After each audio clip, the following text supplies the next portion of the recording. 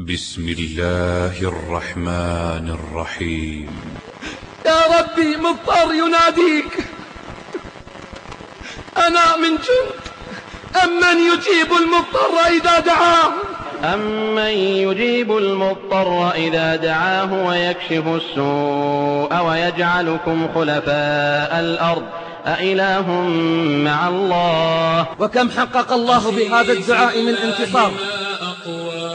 رباط الدين والتقوى ففيه سعادة فاختار قطز أحسن الساعات، قال انتظروا حتى يصعد الأئمة إلى المنابر وتعد المساجد لنا بالدعاء.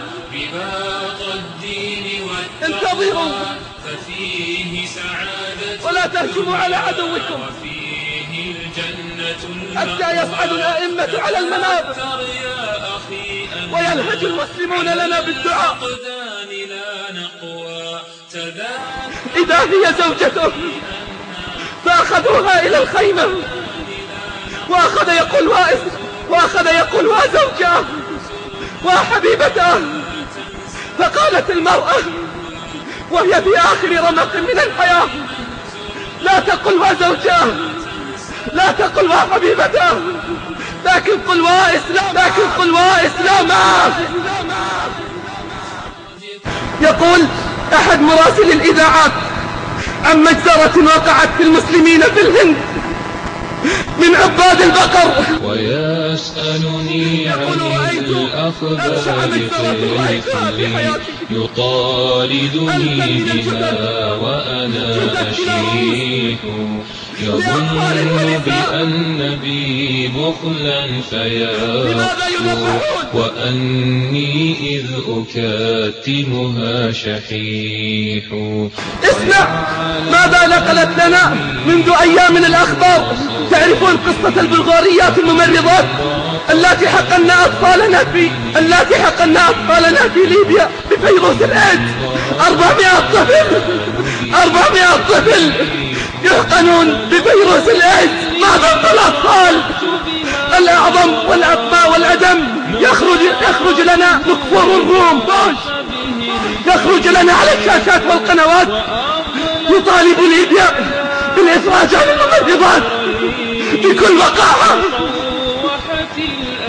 يطالب بالإفراج عن الذين خانوا حتى الأمانة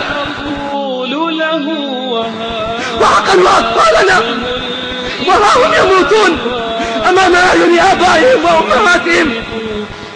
بأي عقل يتكلمون وبأي منطق يقولون؟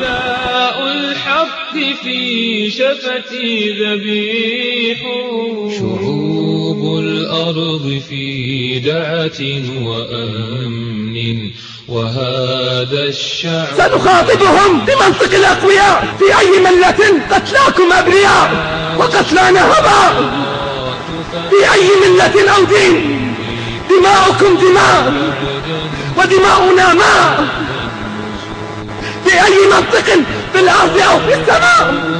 الإجرام فاردا وتشكو للجروح به الجروح، شعوب الأرض في دعة وأمن وهذا الشعب تنهشه القروح، تناوشه الطغاة فأين يمضي وهل بعد النزوح غدا نزوح، يقارع طغمة الإجرام فردا وتشكو للجروح به الجروح، وتشكو للجروح به الجروح.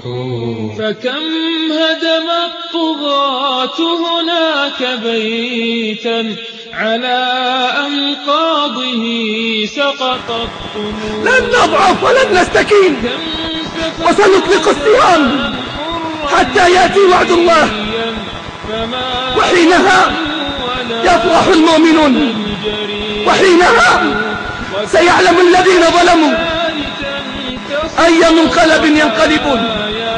صلابا لا تحركهن ريح فما سمع الكبار لهم صراخا وما نطق العهي ولا الفصيح